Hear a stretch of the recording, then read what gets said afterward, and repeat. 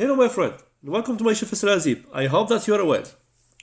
In this video, we are going to talk about solving problems. Solving problems is one of the most important things in programming. So if your goal is to become a great programmer, you need to learn how to deal with problems effectively. So in this video, I will show you how to think as a developer by solving problems using a simple 4-step framework. And let's use our friend Karim again, or Faisal again, as you want. So after some time, Faisal or Karim can code now. He is almost job ready at this point, but he still needs to work on his problem solving skills. And in programming, when we say solving problems, we mean a real problem that needs a real solution. Okay? For example, in array or GPS coordinate, find the two closest 2 points. And this problem is not straightforward, right?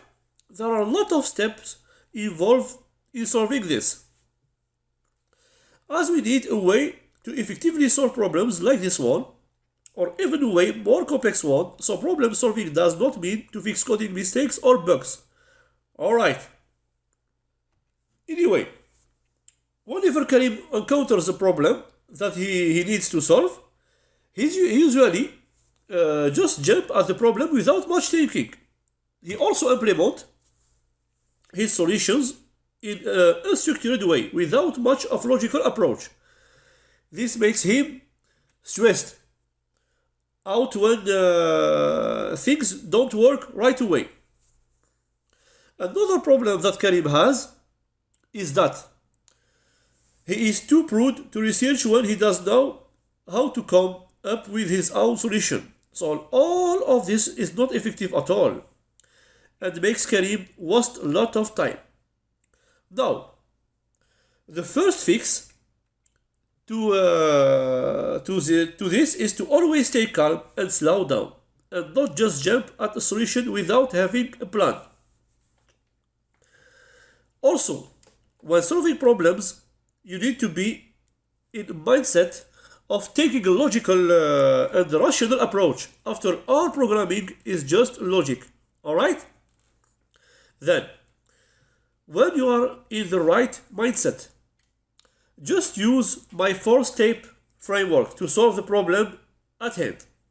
Okay? At the first step of the framework is to make sure that you 100% understand the problem. Step back and take a high-level look at the big picture. And the most important part of the step is to ask the right questions in order to get a clear picture of the whole problem. And the best way of understanding this is probably to look at an example together here. So let's say you are working at some company on some project.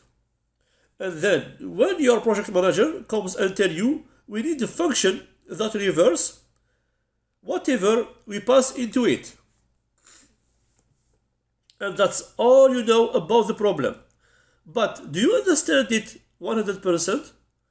Well, probably not, right? I know that I don't. So let's ask the right question to get there. First, we can ask, what does whatever actually mean in this context? So, what should actually be reversed here? Well, and if we think about it, it only makes sense to reverse strings, numbers, and arrays. Objects don't have a well-defined order, so we can't reverse them. We are also not going to reverse like undefined or null or boolean, right? Then after we have that figured out, we can ask, what should we do if something else is passed in that is no string, number, of array? How are we going to handle that? It's also relevant to ask, what exactly should be returned from the function? For example, should it always be a string or should it be the type to be the same as we passed in? Well, in this case, probably we should always just return the exact same type that we was passed in.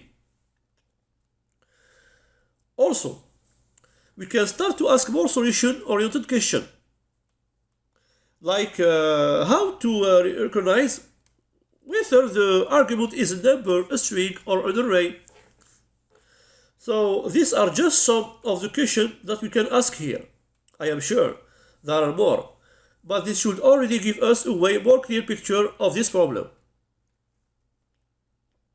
Now, right now, at the beginning of your journey, you will probably not yet know what the right questions actually are, but don't worry.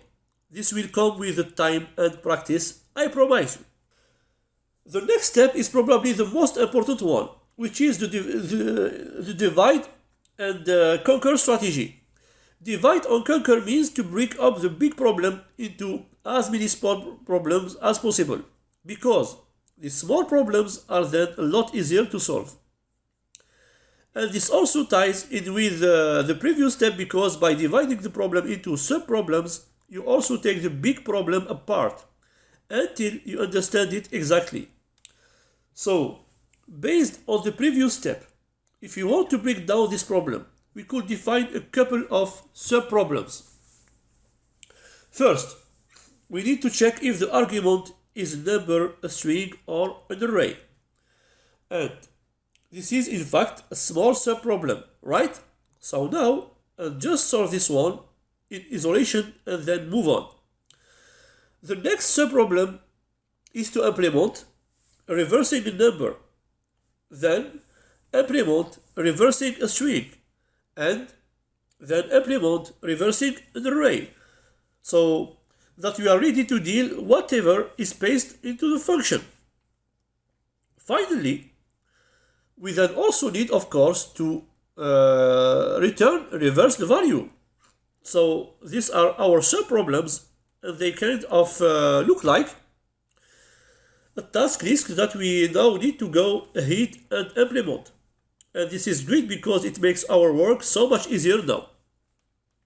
Now, sure, this example is pretty simple problem, but this strategy works just as well for bigger and way more complex problems. In fact, divide and conquer is an essential method of problem solving that is also used a lot outside of programming. Anyway, with this we have actually already covered the two most important steps of the framework.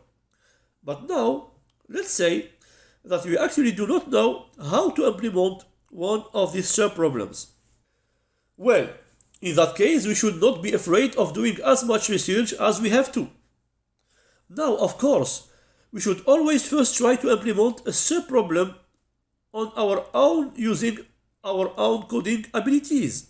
But if we are constantly hitting as a wall and cannot move on, then we should waste no more time and just find out how it works using Google or a question and answers website like Stack Overflow or the MD and JavaScript documentation. We will see how to use this in the next video, inshallah, when we are going to work together on a real problem. And actually, researching is a huge part of programmer's job, as you will find out very soon. So, you really should not be ashamed when you don't know enough to solve a certain problem. That's just completely normal.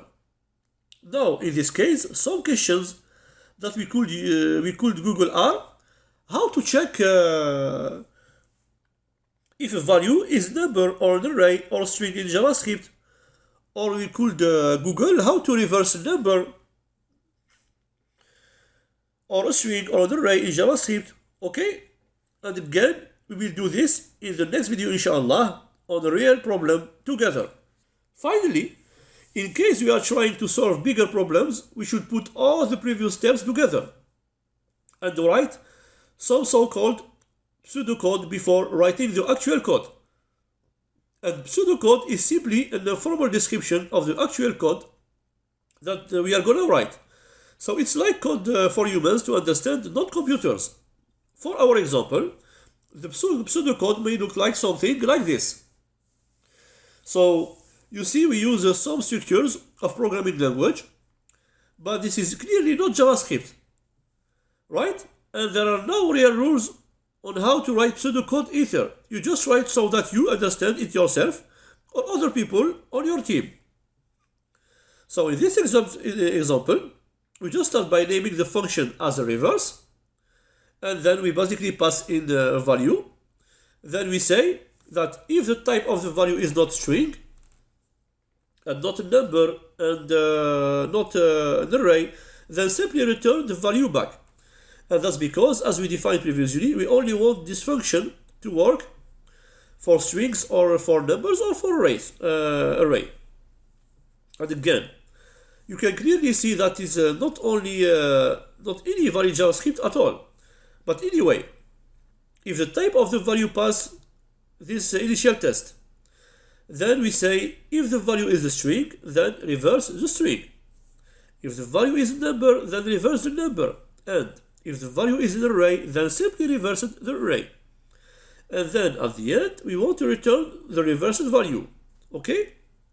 So this is really more like a list of construction that we now could go ahead and actually implement using the JavaScript language. Okay? And that's it. That's the 4 steps to solve any problem, no matter how big. And now, before I leave you, a final tip I can give you is to develop a genuine curiosity and passion for understanding how things actually work. Not only in programming, but really in the whole world around you. For example, the famous scientist Richard Feynman was repairing the radio when he was just a teenager. And Elon Musk made his first computer game when he was 12. And there are more examples like this. And all of them become genius in their fields, in part because of their genuine curiosity on how the world around them works. Alright. And with that being said, let's now go ahead and solve a real problem in the next video using this framework that we just learned about. So see you inshallah there. Take care of us. Subscribe to my channel Faisal Azib. Follow me on Telegram, in Instagram, in Facebook. I tell you goodbye. Wassalamu alaikum wa barakatuh.